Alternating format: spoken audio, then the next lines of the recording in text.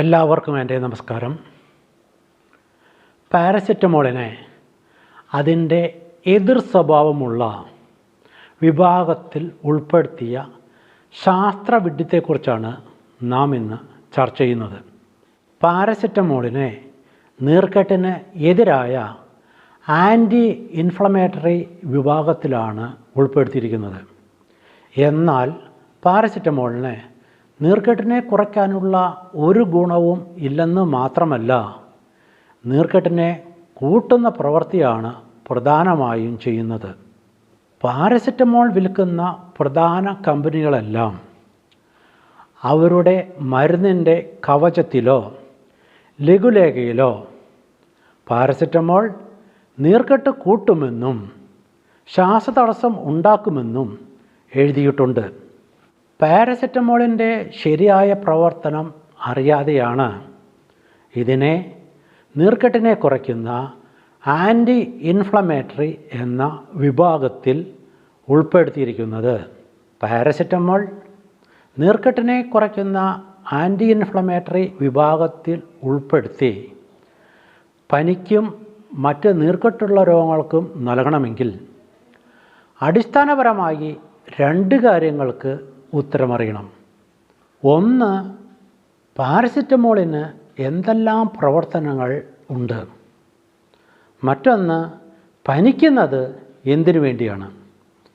ഇത് രണ്ടും അറിയാതെയാണ് ഇന്ന് പാരസെറ്റമോളിനെ ആൻറ്റി ഇൻഫ്ലമേറ്ററി എന്ന വിഭാഗത്തിൽ ഉൾപ്പെടുത്തിയിരിക്കുന്നത്. ഈ രണ്ട് കാര്യങ്ങൾക്കും ഉത്തരം അറിയില്ലെന്നാണ് വൈദ്യപുസ്തകങ്ങളിൽ പറയുന്നത്. ഈ രണ്ട് മാനദണ്ഡങ്ങളും ലംഘിച്ചാണ് പാരസെറ്റമോളിനെ ആൻറ്റി ഇൻഫ്ലമേറ്ററി എന്ന വിഭാഗത്തിൽ ഉൾപ്പെടുത്തിയിരിക്കുന്നതും നീർക്കെട്ടുള്ള രോഗികൾക്ക് ഇത് നൽകുന്നതും.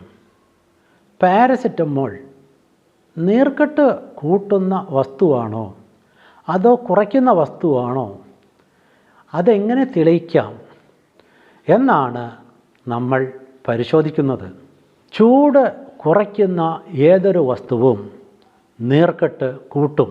പാരസെറ്റമോൾ ചൂട് കുറയ്ക്കുന്ന ആൻറ്റിപൈററ്റിക് വസ്തുവാണ്. ചൂടുണ്ടാക്കുന്ന വസ്തുവിനെ പൈറോജൻ എന്നാണ് വിളിക്കുന്നത്. അതുകൊണ്ട് പാരസെറ്റമോളും നീർക്കെട്ട് കൂട്ടും. ചൂട് കുറയ്ക്കുന്ന വസ്തുക്കൾ ഉപയോഗിച്ച് ആരിലും ആർക്ക് വേണമെങ്കിലും നീർക്കെട്ട് കൂട്ടാൻ സാധിക്കും. പനി ഉണ്ടാക്കാൻ ആകെ വേണ്ടത് നീർക്കെട്ട് കൂട്ടുന്ന വസ്തുക്കളാണ്. തണുത്ത വെള്ളം, പാരസെറ്റമോൾ എന്നിവ താപനില കുറയ്ക്കുന്നതിനാൽ നീർക്കെട്ട് കൂട്ടി പനി ഉണ്ടാക്കും. പനി ഉണ്ടാക്കാൻ വൈദ്യശാസ്ത്രത്തിൽ പറയുന്ന പോലെ ബാക്ടീരിയയും വൈറസും ഒന്നും ആവശ്യമില്ല. അണുവിമുക്തമായ ചൂട് കുറയ്ക്കുന്ന വസ്തുക്കൾ ഉപയോഗിച്ച് പോലും ആരിലും താപനില കുറച്ച് നീർക്കെട്ട് കൂട്ടി പനിയും അണുബാധയും മരണവും ഉണ്ടാക്കാൻ സാധിക്കും. ചൂട് കുറയ്ക്കുന്ന വസ്തുക്കൾ നീർക്കെട്ടും അണുബാധയും കൂട്ടി മരണമുണ്ടാക്കുമെന്ന് വൈദ്യപുസ്തകങ്ങളിൽ പറയുന്നുണ്ട്. ഇനി എങ്ങനെയാണ് പാരസെറ്റമോൾ ചൂട് കുറച്ച് നീർക്കെട്ട് കൂട്ടി പനിയും അണുബാധയും മരണവും ഉണ്ടാക്കുന്നതെന്ന് നോക്കാം. പനി ഉണ്ടാക്കാൻ ശരീരത്തിൻ്റെ ചൂട് കുറച്ച് നീർക്കെട്ട് കൂട്ടിയാൽ മാത്രം മതി. നീർക്കെട്ടിനെ കുറയ്ക്കുന്ന വസ്തുക്കളെ ഇല്ലായ്മ ചെയ്താണ് പാരസെറ്റമോൾ നീർക്കെട്ട് കൂട്ടുന്നത്. പനിയുള്ളപ്പോൾ ശരീരത്തിൽ കൂടുതലായി കാണുന്ന ഒരു വസ്തുവാണ് പ്രോസ്റ്റാഗ്ലാൻഡിൻ E2. ഇത് ശരീരത്തിൽ നീർക്കെട്ട് കൂടിയതിന് ശേഷമാണ് കൂടുതലായി ഉണ്ടാകുന്നത്. ഇതാണ് പനിക്ക് കാരണമെന്ന് തെറ്റിദ്ധരിച്ചാണ് ഇതിനെ ഇല്ലാതാക്കുന്ന പാരസെറ്റമോൾ പനിക്ക് നൽകുന്നത്. പ്രോസ്റ്റാഗ്ലാൻഡിൻ E2 ചൂട് ഉണ്ടാക്കുന്നതും നീർക്കെട്ട് കുറയ്ക്കുന്നതും രക്തപ്രവാഹം കൂട്ടുന്നതുമായ വസ്തുവാണ്. ചൂട് ഉണ്ടാക്കുന്ന വസ്തുക്കൾ ഉപയോഗിച്ച് ഒരാളിലും പനി ഉണ്ടാക്കാൻ കഴിയില്ല. ചൂട് കുറയ്ക്കുന്ന വസ്തുക്കൾ ഉപയോഗിച്ച് മാത്രമേ പനി ഉണ്ടാക്കാൻ കഴിയുകയുള്ളൂ. പാരസിറ്റമോൾ കഴിച്ചാൽ കുറയുന്ന മറ്റൊരു അവശ്യ വസ്തുവാണ് ഗ്ലൂട്ടാത്തിയോൺ. ഒരു ഡോസ് പാരസിറ്റമോൾ കഴിച്ചാൽ പോലും നീർക്കെട്ടിനെ കുറയ്ക്കുന്ന ഗ്ലൂട്ടാത്തിയോൻ്റെ അളവ് കുറയുമെന്ന് ഗവേഷകർ കണ്ടെത്തിയിട്ടുണ്ട്. പാരസിറ്റമോളും ആസ്മയും തമ്മിലുള്ള ബന്ധത്തെക്കുറിച്ച് ലോകത്തിൻ്റെ പല ഭാഗങ്ങളിലും പഠനങ്ങൾ നടന്നിട്ടുണ്ട്. ഗ്ലൂട്ടാത്തിയോൺ ശരീരത്തിൽ കുറഞ്ഞാൽ ശരീരത്തിൽ നീർക്കെട്ട് കൂടും. ഇത് ആസ്മയുണ്ടാക്കുമെന്ന് പല പഠനങ്ങളിലും തെളിയിച്ചിട്ടുമുണ്ട്. ഗ്ലൂട്ടാത്തിയോൺ എന്ന വസ്തു പല രോഗങ്ങൾക്കുമുള്ള ഒരു ഒറ്റമൂലിയാണ്. ഇത് ചികിത്സയില്ലാത്ത രോഗങ്ങൾക്ക് പോലും ഫലപ്രദമാണെന്ന് വൈദ്യശാസ്ത്രം തെളിയിച്ചിട്ടുണ്ട്. ഓർമ്മക്കുറവ്, ക്യാൻസർ, വിറരോഗം, ആസ്മ, പ്രമേഹം എന്നിങ്ങനെ ചികിത്സയില്ലാത്ത രോഗങ്ങൾക്കെല്ലാം ഇത് ഫലപ്രദമാണെന്ന് പല ഗവേഷണങ്ങളിലും തെളിഞ്ഞിട്ടുണ്ട്. ഇത്രയധികം ഗുണങ്ങളുള്ള ഗ്ലൂട്ടാത്തിയോണിയാണ് പാരസിറ്റമോൾ നൽകി ഇല്ലാതാക്കുന്നത്. ഗ്ലൂട്ടാത്തിയോണിൻ്റെ ഒരു ഗുണവും പാരസിറ്റമോളിന് അവകാശപ്പെടാനില്ല. നീർക്കെട്ട് മൂലം ഉണ്ടാകുന്ന പനിക്ക് മാത്രമല്ല, മറ്റു പല അസുഖങ്ങൾക്കും നീർക്കെട്ടിനെ കൂട്ടുന്ന പാരസിറ്റമോൾ നൽകുന്നു. നടുവേദന, കഴുത്തുവേദന, സന്ധിവേദനകൾ തുടങ്ങി പല അസുഖങ്ങളിലും നീർക്കെട്ട് കൂടിയിട്ടാണ് വേദന ഉണ്ടാകുന്നത്. ഇത്തരം രോഗികൾക്ക് വേദന കുറയ്ക്കാനായി പാരസിറ്റമോൾ നൽകുന്നുണ്ട്. ഇത് നീർക്കെട്ട് കൂട്ടുന്നു. ഓപ്പറേഷൻ ചെയ്തതുമൂലം കഠിനമായി നീർക്കെട്ട് കൂടിയ രോഗികൾക്ക് പോലും വേദന കുറയ്ക്കാനാണെന്ന് പറഞ്ഞ് പാരസിറ്റമോൾ നൽകാറുണ്ട്. ഇതുമൂലം പിന്നീട് പനിയും അണുബാധയും മരണവും ഉണ്ടാകാറുണ്ട്. ഈ സമയത്ത് അണുബാധയെ കുറ്റം പറഞ്ഞ് രക്ഷപ്പെടാറാണ് പതിവ്. എൻ്റെ ബന്ധുക്കളിൽ തന്നെ നിരവധി പേർക്ക് ഇത്തരം അനുഭവങ്ങൾ ഉണ്ടായിട്ടുണ്ട്. പലപ്പോഴും നിസ്സഹായനായി എനിക്ക് നോക്കി നിൽക്കേണ്ടി വന്നിട്ടുണ്ട്. 2 പേരുടെ അനുഭവം ഞാൻ ഇപ്പോൾ പറയാം. എൻ്റെ ജ്യേഷ്ഠൻ്റെ മകന് മൂവാറ്റുപുഴയിൽ വെച്ച് ഒരു വാഹനാപകടമുണ്ടായി. തുടർന്ന് കോലഞ്ചേരിയിലെ ഒരു പ്രമുഖ ആശുപത്രിയിലെത്തിച്ച് ഓപ്പറേഷൻ ചെയ്തു. വേദന കുറയ്ക്കാൻ വേണ്ടി നിരന്തരമായി പാരസിറ്റമോൾ നൽകിക്കൊണ്ടിരുന്നു. ഒരു ദിവസം ഈ കുട്ടിക്ക് പനി കൂടി. അപ്പോൾ കൂടിയ ഡോസിൽ പാരസിറ്റമോൾ നൽകിക്കൊണ്ടിരുന്നു. പിന്നീട് കുട്ടി അതികഠിനമായി വിറയ്ക്കാൻ തുടങ്ങി. അപ്പോൾ അവർ ഈ കുട്ടിയെ റൂമിൽ നിന്ന് ഐസിയുവിലേക്ക് മാറ്റി. ഈ സമയത്ത് കുട്ടിക്ക് വീണ്ടും വിറയലും പനിയും കൂടി. ഈ സമയത്ത് എറണാകുളത്ത് താമസിക്കുന്ന എന്നെ വിളിച്ച് ജ്യേഷ്ഠൻ പറഞ്ഞു, എത്രയും വേഗം നല്ല ഗുണമേന്മയുള്ള ഒരു കരിമ്പടം മേടിച്ചുകൊണ്ട് വരണമെന്ന് പറഞ്ഞു.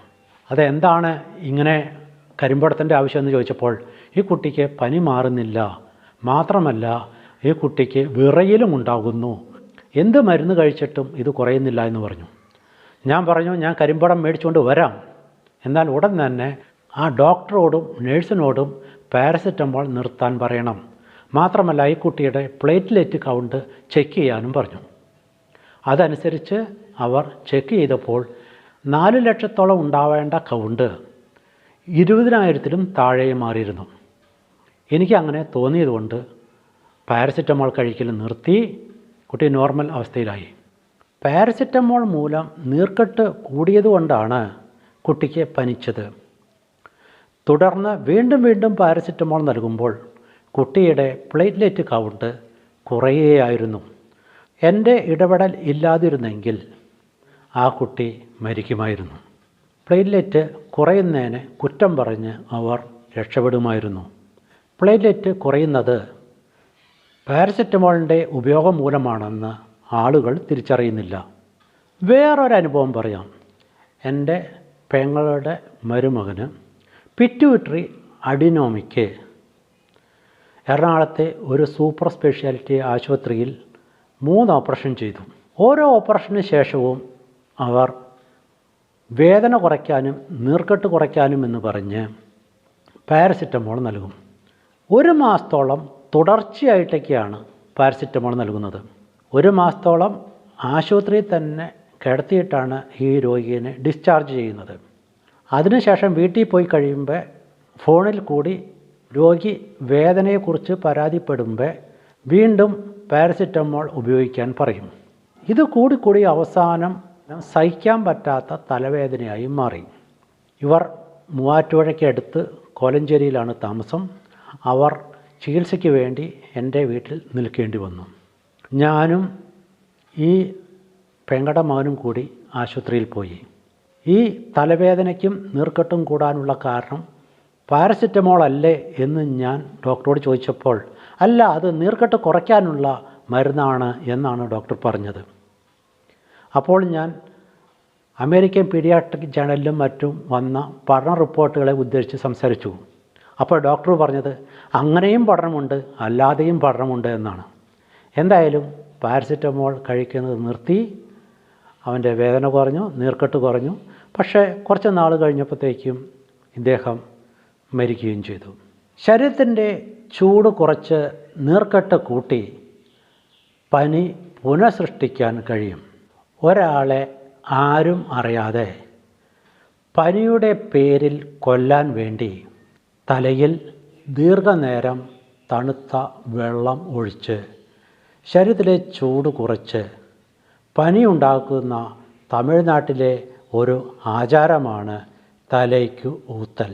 ഇതുമൂലം പനി ഉണ്ടാക്കിയ രോഗിയെ ആശുപത്രിയിലെത്തിച്ച് ഫിറ്റ്സ് വരുമെന്ന് തെറ്റിദ്ധരിപ്പിച്ച് വീണ്ടും ചൂട് കുറയ്ക്കുന്ന വെള്ളവും പാരസിറ്റമോളും നൽകി മരണം ഉറപ്പുവരുത്തുന്ന ആളുകളും ഉണ്ട്. പനി ഉണ്ടാക്കണമെങ്കിൽ ചൂട് കുറയ്ക്കുന്ന വസ്തുക്കൾ വേണമെന്ന് അക്ഷരാഭ്യാസമില്ലാത്ത തമിഴന്മാർക്ക് പോലും അറിയാം. പനിയെക്കുറിച്ച് പ്രായോഗികമായി അക്ഷരാഭ്യാസമില്ലാത്ത തമിഴൻ്റെ വിവരം പോലും ഇല്ലാതെ മെഡിക്കൽ ഡിഗ്രിയുള്ളവർ പെരുമാറുന്ന അവസ്ഥയാണ് നിലവിലുള്ളത്. പാരസിറ്റമോളിനെ ആൻറ്റി ഇൻഫ്ലമേറ്ററി വിഭാഗത്തിൽ ഉൾപ്പെടുത്താനുള്ള അടിസ്ഥാന കാരണം അടിസ്ഥാനരഹിതമായ പനി ഗവേഷണങ്ങളാണ്. ഒരു ആശയമോ സാങ്കേതിക വിദ്യയോ ശാസ്ത്രീയമായി ശരിയാണോ എന്നറിയാൻ ആധുനിക ശാസ്ത്രത്തിൻ്റെ ഒരു പരിശോധനാ രീതി തന്നെ അത് പുനഃസൃഷ്ടിക്കുക എന്നുള്ളതാണ്. ഇതുവരെയുള്ള പനി ഗവേഷണത്തിൽ പനിയുടെ എതിർ സ്വഭാവമുള്ള ഹൈപ്പർതെർമിയെ പുനഃസൃഷ്ടിച്ച് അതിനെ പനിയായി കണക്കാക്കി അതിന് പരിശോധനയും ചികിത്സയും നിർദ്ദേശിക്കുന്ന രീതികളാണ് നിലവിലുള്ളത്. പല ഗവേഷണ പഠനങ്ങളിലും എലി, മുയൽ തുടങ്ങിയ പരീക്ഷണ മൃഗങ്ങളിൽ പനി ഉണ്ടാക്കാൻ വേണ്ടി ഇലക്ട്രിക് ബൾബ് പോലെയുള്ള ചൂടുണ്ടാക്കുന്ന വസ്തുക്കളോ ആണ് ഉപയോഗിക്കുന്നത്. ഈ പരീക്ഷണ മൃഗങ്ങളിൽ തെർമോമീറ്റർ ഉപയോഗിച്ച് താപനില കൂടുന്നത് നോക്കി അത് പനിയാണെന്ന് തീരുമാനിക്കുന്നു. ഈ ഗവേഷകർ ഉണ്ടാക്കിയതും പരിശോധിച്ചതും പനിയല്ല, ഹൈപ്പർതെർമിയാണ് എന്ന കാര്യം പോലും ഇവർക്കറിയില്ല. പരസ്പര വിരുദ്ധമായ കാര്യങ്ങൾ പറയുന്ന പനി ഗവേഷണത്തെക്കുറിച്ച് നോക്കാം. പനിയിൽ മാത്രമല്ല, ചികിത്സാരംഗത്ത് ഇന്ന് നിലവിലുള്ള മിക്ക കാര്യങ്ങളിലും പരസ്പര വിരുദ്ധമായ ഗവേഷണ ഫലങ്ങൾ കാണാൻ സാധിക്കും. അതിനെ ചോദ്യം ചെയ്യാൻ ആരും സമ്മതിക്കില്ല. ചെയ്യുന്ന കാര്യങ്ങൾ തെറ്റാണെന്ന് അറിഞ്ഞുകൊണ്ട് തന്നെ ദീർഘകാലം അത് തുടരും. അശാസ്ത്രീയ കാര്യങ്ങൾ ദീർഘകാലം നിലനിർത്താൻ കൈക്കൂലിയിൽ അധിഷ്ഠിതമായ സംഘടനാ ശക്തിയാണ് പലപ്പോഴും ഉപയോഗിക്കാറ്. അതുകൊണ്ട് തന്നെ ഇതുപയോഗിച്ച് അവർ സത്യങ്ങൾ ഏറെ കാലം മൂടിവെക്കും. ഒരു ഉദാഹരണം പറയാം. കഴിഞ്ഞ വർഷം ഒരു പാരസെറ്റമോൾ കമ്പനി ഡോക്ടർമാർക്ക് 1000-1500 കോടി രൂപയാണ് കൈക്കൂലി കൊടുത്തത്. അത് സുപ്രീം കോടതിയിൽ ഇപ്പോൾ കേസായി നടക്കുകയാണ്. കേസിനകത്തൊന്നും സംഭവിക്കാൻ പോകുന്നില്ല. എല്ലാവർക്കും കിട്ടേണ്ടത് കിട്ടിക്കഴിയുമ്പോൾ അത് ഒത്തുതീർപ്പാക്കാറാണ് പതിവ്. ഇനി നമുക്ക് എന്തൊക്കെയാണ് പനിയിൽ പരസ്പരവിരുദ്ധമായി പറയുന്നതെന്ന് നോക്കാം. ഏറ്റവും കൂടുതൽ പരസ്പരവിരുദ്ധമായി പറയുന്ന മേഖല ഒന്ന് നടുവേദന, സന്ധിവേദനകൾ അങ്ങനെയുള്ളത്, മറ്റൊന്ന് പനി. ഇതിനെക്കുറിച്ച് ഞാൻ പറയാനുള്ള കാരണം ഈ രണ്ട് വിഷയങ്ങളിലാണ് ഞാൻ പഠനം നടത്തിയിട്ടുള്ളത്. ഈ രണ്ട് വിഷയങ്ങളിലും പരസ്പരവിരുദ്ധമായി പറയുന്ന കാര്യങ്ങൾ ആരെയും അമ്പരപ്പിക്കുന്നതാണ്. പാരസെറ്റമോൾ നൽകി ഇല്ലാതാക്കുന്ന ഒരു വസ്തുവാണല്ലോ പ്രോസ്റ്റാഗ്ലാൻഡിൻ E2. ഇതിനെക്കുറിച്ച് പരസ്പരവിരുദ്ധമായ കാര്യങ്ങളാണ് മെഡിക്കൽ ജേർണലുകളിൽ കാണാൻ സാധിക്കുക. ചൂട് കൂടുന്നതാണ് പനിയെന്ന് തെറ്റിദ്ധരിച്ചവർ എഴുതിയ ലേഖനങ്ങളിൽ പ്രോസ്റ്റാഗ്ലാൻഡിൻ എന്ന വസ്തു പനിയും നീർക്കെട്ടും ഉണ്ടാക്കുമെന്നും ഇവ കുറയ്ക്കുമെന്നും രക്തപ്രവാഹം കൂട്ടുമെന്നും എഴുതിയിട്ടുണ്ട്. ഒരാൾ തന്നെ എഴുതിയ പഠനങ്ങളിൽ ഇതിന് ചില സമയങ്ങളിൽ നീർക്കെട്ടിനെ കൂട്ടാനും ചില സമയങ്ങളിൽ നീർക്കെട്ടിനെ കുറയ്ക്കാനുമുള്ള കഴിവുണ്ടെന്നും എഴുതിയിട്ടുണ്ട്. ഒരു വസ്തുവോ മരുന്നോ ഒരേ സമയം നീർക്കെട്ട് കൂട്ടുകയും നീർക്കെട്ട് കുറയ്ക്കുകയും ചെയ്യില്ല.